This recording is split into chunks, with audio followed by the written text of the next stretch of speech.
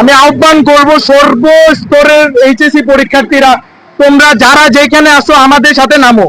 আমরা তো রক্তে মাংসে গড়া মানুষ, যারা মৃত্যু হইতেছে তাদের মধ্যে এবং আমাদের মধ্যে তো কোনো পার্থক্য নাই। তা আমরা কি সুপারম্যানের নাতিপুতি বা এরকম কিছু?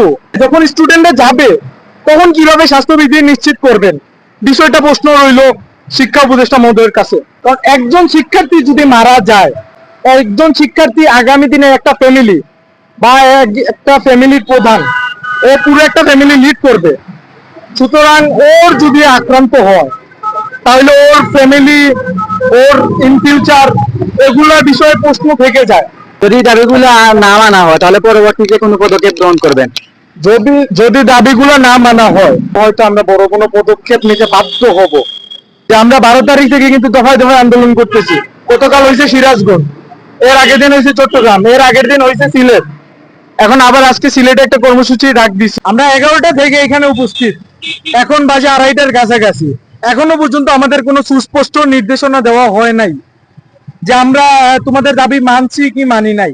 এখন আমরা যদি 3-4 ঘন্টা স্টুডেন্ট এখানে দাঁড়ানো থাকি, আমাদের পড়াশোনার একটা হিউজ পরিমাণ গ্যাপ হয়। অনেকে আছে এই যে আমার আশেপাশে আছে স্টুডেন্টরা, ওরা নিউজ রিপোর্টের সামনে আসতে চায় না, ওদের ভিতরে একটা ভীত আর ভয় ঢুকে গেছে। আজ আমরা যখন এখানে উপস্থিত ছিলাম তখন পুলিশে আসছিল, জিজ্ঞাসাবাদ করছিল, আমার নাম্বার নিছে, নাম নিছে।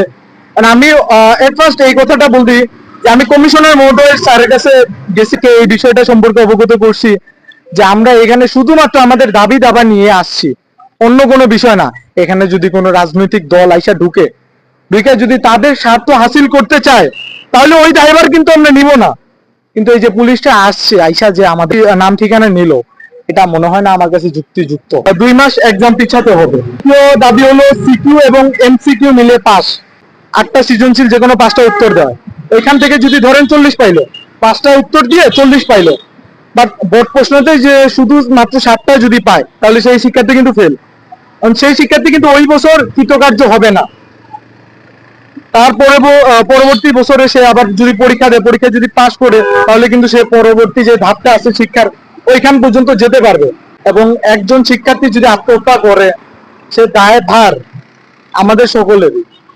এবং শিক্ষা মন্ত্রণালয়ের উচিত এই বিষয়গুলো যাতে দৃঢ়ভাবে নজর দেয়। আমি রিফাত ইসলাম আদিল, ইসরাফ আলী স্কুল অ্যান্ড কলেজের বিজ্ঞান বিভাগের শিক্ষার্থী।